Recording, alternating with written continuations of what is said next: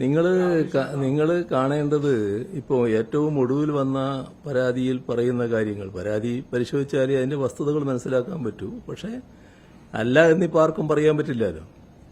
കാരണം ഒരാള് എത്തിച്ചു കൊടുക്കുകയാണെന്നാണല്ലോ. എന്താ അതിന് പറയുക സാധാരണ മലയാളത്തിൽ? ഞാനിപ്പോൾ പറയുന്നില്ല കേട്ടോ, നിങ്ങൾക്ക് എല്ലാവർക്കും അറിയാലോ. നിങ്ങളെല്ലാവരും നല്ല ശൈലിയിൽ എഴുതുന്നവരും പറയുന്നവരുമാണല്ലോ. അങ്ങനെയൊരു ഒരു ഒരു അധപ്പതനം എങ്ങനെയാണ് ഒരു പാർട്ടിയിൽപ്പെട്ട ആളുകൾക്ക് സംഭവിക്കുന്നത്? അതാണോ സാധാരണ രാഷ്ട്രീയ പ്രവർത്തനം എന്ന് പറയുന്നത്? ആളെ ഇങ്ങനെ എത്തിച്ചു കൊടുക്കലാണോ രാഷ്ട്രീയ പ്രവർത്തനത്തിന്റെ ഭാഗമായിട്ട് ചെയ്യേണ്ടത്? ഒരാൾ ആഫീസും പൂട്ടി സ്ഥലം വിട്ടു എന്ന് പറഞ്ഞില്ലേ ഇതിന്റെ ഭാഗമായിട്ട്? അങ്ങനെയുള്ള കാര്യങ്ങളല്ലേ ഇവിടെ സംഭവിച്ചിട്ടുള്ളത്.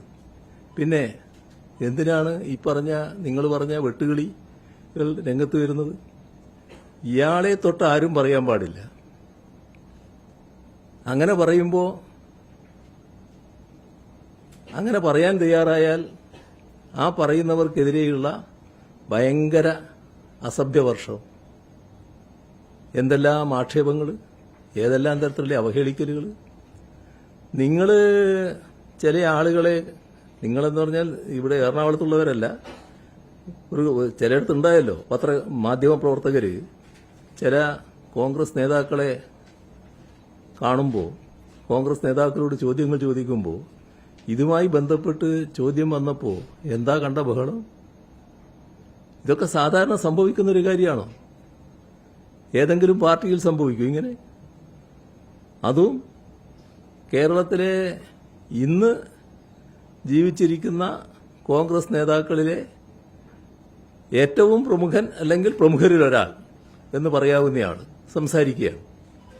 ആ സംസാരിക്കുമ്പോഴാണ് സ്വന്തം അനുയായികൾ തന്നെ വലിയ തോതിൽ ബഹളം വെക്കുന്നത്. എന്തുകൊണ്ട് ഇദ്ദേഹത്തെപ്പറ്റി ചോദ്യം വന്നുകൂടാ?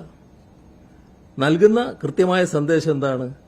ആരും ഇദ്ദേഹത്തെ തൊടാൻ പാടില്ല, ഇദ്ദേഹം ചെയ്ത തെറ്റുകളെക്കുറിച്ച് പറയാൻ പാടില്ല, അതെല്ലാം ഞങ്ങളുടെ സ്വന്തമാണ് എന്ന ഒരു സന്ദേശം നൽകിക്കൊണ്ടിരിക്കുകയല്ലേ.